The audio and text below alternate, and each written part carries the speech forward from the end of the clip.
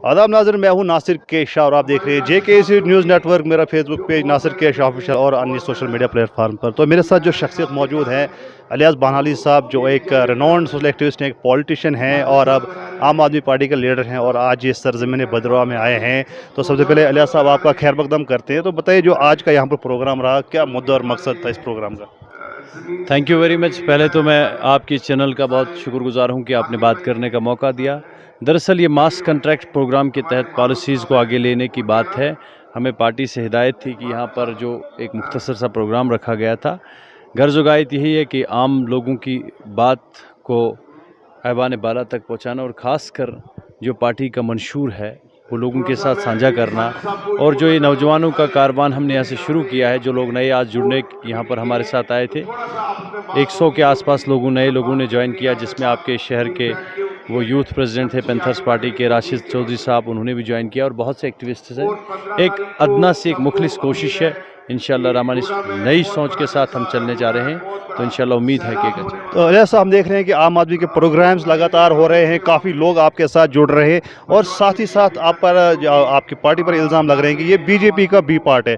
ना तो आप 370 के हक़ में हैं, ना कुछ और मुद्दे जो हैं उन पर भी आप नहीं बोलते हैं, तो आप सिर्फ पानी और बिजली की बात करते हैं। तो की पार्टी पर जो लगातार ये इल्ज़ाम लग रहे हैं कि ये जो है बीजेपी का बी पार्ट है, क्या कहेंगे इस पर आप?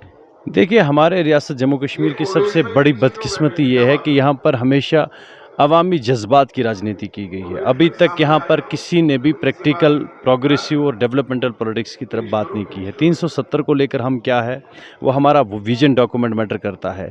लेकिन अक्सर आपने हमारी तकरीरों में ये सुना होगा कि हम लोगों को गुमराह करके अपनी सियासी बाजी नहीं लगाना चाहते हैं।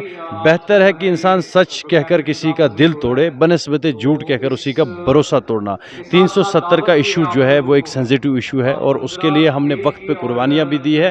370 का इशू फ़िलहाल तो हमारी असेंबली से हल होने वाला नहीं है। फ़िलहाल कोई इलेक्शन तो नहीं होने वाले नहीं है।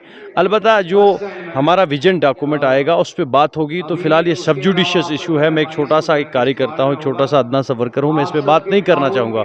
लेकिन जो बुनियादी मुद्दे हैं लोगों को, क्योंकि कुछ लोग अपनी सियासी किश्ती को इसके सहारे पार करना चाहते थे। उन्होंने DDC इलेक्शन में बोला था कि आप हमें वोट दीजिए, हम 370 लाएँगे।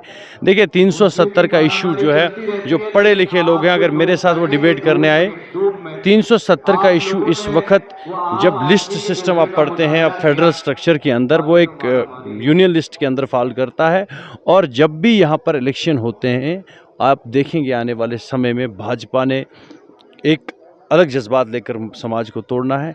मैं कहता हूं कि 370 का इशू एक ज़बरदस्त इशू है, लेकिन इसकी आड़ में हम अपने पुराने गुनाहों को कभी नहीं बोल सकते। तो मगर बात करेंगे आम आदमी पार्टी की, अगर आम आदमी पार्टी का बैकग्राउंड हम देखेंगे तो अन्ना हज़ारे, अरविंद केजरीवाल, किरण बेदी जो अनशन पर बैठे थे 2014 से पहले, जो 2014 में सत्ता बदल गई, बीजेपी की सत्ता आ गई, उसके बाद ना तो अन्ना हज़ारे कहीं दिखे, किरण बेदी जी को जो है गवर्नर बना दिया गया। अरविंद केजरीवाल ने कहा था कि मैं कभी सियासत नहीं करूँगा, अपने बच्चे की कसम खा के कहा था। उसके बाद सियासत में आ गए, तो वो जो है वो चीफ मिनिस्टर बने और उसके वीडियोज़ आजकल वायरल हो रहे हैं कि जहाँ पर अरविंद केजरीवाल खुद कहते हैं कि मैं RSS से हूँ। तो इस पर क्या कहेंगे आप? देखिए, ये वीडियोज़ आज तक वायरल क्यों नहीं है, बात ये है। मैं सियासी हलके को इसलिए ये बात कहना चाहता हूँ कि जिस दरख्त के ऊपर फल लगना शुरू हो जाते हैं, लोग उसको पत्थर मारना शुरू कर देते हैं। अभी तक केजरीवाल साहब यहाँ पर राजनीति नहीं करना चाहते थे। मैं आपको दावे के साथ कहता हूँ कि जो हवा अंडर करंट हम फील कर रहे हैं पॉलिटिकल, जम्मू के अंदर खासकर मैं बात करना चाहूँगा, एक चुनौती बन के आम आदमी पार्टी भाजपा के लिए खड़ा हो रही है। मुझे किरण बेदी या कोई और की आपने बात की, मैं इतना बड़ा नेशनल स्पोक्स पर्सन नहीं हूँ कि पार्टी के उस मसले को, लेकिन अगर केजरीवाल साहब ने राजनीति की तो मैं तो वेलकम करूंगा ऐसी राजनीति को जिसने एक आम इंसान के मुद्दे को, उसके मसलों मसाइल को हल किया। मुझे लगता है कि राजनीति यही होनी चाहिए। मज़हब के बुनियाद पे जब भी लोगों को इलेक्शन में लड़ाया गया है तो जमहूरियत की हार होती है। आज भी हम यही मानते हैं कि आने वाले समय में आप देखोगे फिर से राजनीतिकरण किया जाएगा, एक जो धर्म प्रवेश किया जाता है, इससे लोगों का नुकसान है, समाज का बंटवारा है, हासिल होने वाला उन्हीं लोगों का जिन्होंने 370 से पहले भी और 370 के बाद भी अच्छे दिनों का नारा दिया था। हकीकत बात यह है कि मैं अगर आपको मुझसे आप एक ज़ाती राय पूछेंगे तो आप देखिए, जतिंदर सिंह साहब के बेटे की शादी ने सबका निकाब उतार दिया। 370 को के नाम पे डांस करने वाले वहाँ किस ताल पे नाच रहे थे वो आपको भी पता है और मुझे भी पता है। और ये लोग बीजेपी के साथ मिले, मैं आपको to be very honest and clear, Arvind Kejriwal कभी बीजेपी के साथ नहीं मिल सकता है, क्योंकि वो अपनी सेंट्रिक एजेंडा जो उसकी नेशनल पॉलिटिक्स है उसको सरेंडर नहीं कर सकता है। ये तो नेशनल कॉन्फ्रेंस जो है वो कहती है कि ये मुस्लिम वोट जो तोड़ना चाहते हैं, क्योंकि कश्मीर में तो आम आदमी पार्टी नहीं जा रही, जम्मू खिते में जहाँ पर भी जो है नेशनल कॉन्फ्रेंस का कहीं पर वोट बैंक है उसको तोड़ने की कोशिश की जा रही है, क्या कहेंगे आप? देखिए, नेशनल कॉन्फ्रेंस ने, जब वो मुस्लिम कॉन्फ्रेंस थी तब अगर ये बात की होती ना, तो वो मुसलमानों के ठेकेदार तो नहीं है नेशनल कॉन्फ्रेंस। अगर वो इतने हमदर्द हैं कौम को, अपने पुराने कैंडिडेट्स को सबको बिठाए ना, वो बिठाएं सबको नीचे। हम नौजवान क्या कौम की खिदमत नहीं कर सकते हैं? हम टफ टाइम में लोगों के साथ दे दे वो कुर्बानी कौम के लिए, अगर उनको लग रहा है कौम को खतरा है। तो वो तो 370 के लिए तो मुझे नेशनल बात कॉन्फ्रेंस से कर आ रहे गया थे नासिर साहब, बेवकूफ़ बना रहे हैं वो। मैं आपके बदरवा कॉन्स्टिट्यूंसी की बात करना चाहूँगा। महबूब साहब तो पहले 60 साल नौकरी करके आए ना, अल्लाह ताला ने सबसे बड़ा इज्जत और रुतबा उनको दिया है, मैं उनकी ज़ात के ख़िलाफ़ नहीं हूँ। अब बैठे किसी नौजवान को मौका दे, यहाँ इतने नौजवान हैं जो एक्टिविज़म कर रहे हैं, किसी को मौका दे। ये बेवकूफ़ बनाने की राजनीति है बेसिकली। इनको अब मुस्तकबिल पे आईने में अपना सब कुछ दिखाई दे रहा है। ये कभी बीजेपी के खिलाफ नहीं बोल सकते और न बोलेंगे, मैं आपके साथ दावा है, क्योंकि इनका सेक्रेट अलायंस है। जिनके घर शीशों के हुआ करते हैं वो लोगों को पत्थर नहीं मारते हैं नासिर साहब, ये लोग सेक्रेटली इनके साथ सब जुड़े हैं। और वक्त इस चीज़ का फैसला कर देगा कि अरविंद केजरीवाल एक चुनौती होगा कांग्रेस के बाद एक विपक्ष की सूरत में। एक अल्टरनेट जो हिंदुस्तान को मिल रहा है वो अरविंद केजरीवाल की आम आदमी पार्टी है। और आने वाले समय में हम एक सोच के साथ जुड़े हैं। देखो, मस्जिद, मैं अपनी इबादत करने के लिए मेरे पास अपनी मस्जिद है, मैं वहाँ पर इबादत करूँगा, अपनी सियासत में इबादत नहीं करना चाहता हूँ। और गांधी जी ने कहा है कि जब इथिक्स और पॉलिटिक्स हो जाता है वो समाज के लिए बर्बादी हो जाती है। और ये लोग, मैं तो इतना बड़ा लीडर नहीं हूँ कि मैं इनकी ज़ात पे अटैक करूँ, लेकिन मैं आपको एक वसूख के साथ एक बात कहना चाहता हूँ कि यही लोग जिम्मेदार हैं हमारी बर्बादी के। 370 को घिसते घिसते इन्होंने घिसा दिया। जब 370 टूटा, ये अपने कोजी रूम्स के में अंदर बैठ के रंग रलियाँ मरा रहे थे। गरीबों के बच्चे जेल के चले गए, मैं जेल चला गया। 370 का दर्द हमसे पूछें, जेल की सलाखें क्या होती। ये लोग जो संतूर होटल में बैठते हैं, 1700 का खाना दिन को खाते हैं, इनको 370 का पहाड़ा हमें ना पढ़ाएं, खासकर हमें ना पढ़ाएं नौजवानों को।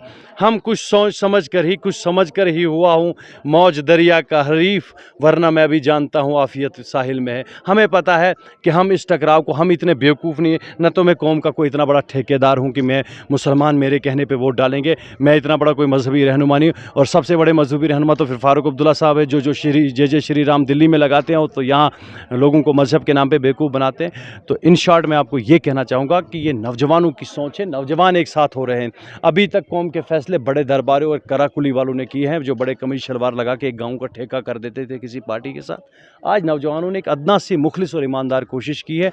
आप यकीन रखिए, हम कमज़ोर हो सकते हैं, मजबूर हो सकते हैं, लेकिन बेईमान नहीं हो सकते। तो आप आम आदमी पार्टी को चुनाव वैली में किस तरफ से देखते हैं? क्योंकि हमने देखा जो आज का प्रोग्राम था, क्योंकि 3 डिस्ट्रिक्ट से जो है लोग आए हुए थे, लेकिन यहाँ पर ऐसी मास गैदरिंग देखने को नहीं मिली। तो क्या कहेंगे आप? सर, ये आप मुबारकबाद देना चाहिए मुझे। मैं मीडिया से बड़ा डिसहर्टेड हो जाता हूँ, जो मीडिया वाले ना कमतर लोगों को के ऊपर सवाल कर देते। अदना सी कोशिश है, वल्लाह है, मुझे सब अपने पैसों से आए, किसी ने गाड़ी नहीं लगाई। अगर इतने जमा हो गए तो मैंने बुजुर्गों से सुना है कि कोशिश करने वालों की हार नहीं होती। इंशाल्लाह हमारी हार नहीं होगी। और हम उस महाज में डटे हैं जिस महाज में टकराव की राजनीति है। हम झुकाव और झुकने और बिकने की राजनीति पे यकीन नहीं रखते हैं। कोशिश करूं, कहीं सियासी मजबूरियां, अभी आज़ाद साहब का देखिए आप क्या चल रहा है, छुपम छुपी का खेल चल रहा है। कभी पार्टी बनाएंगे, कभी नहीं बनाएंगे। मेरे दिल में आज़ाद साहब के लिए बड़ा एहतराम है, ऐसी बात नहीं है कि मैं अपनी हकीर सी सियासत के लिए उनके ऊपर जो है कोई इल्ज़ाम तराशी करूँ।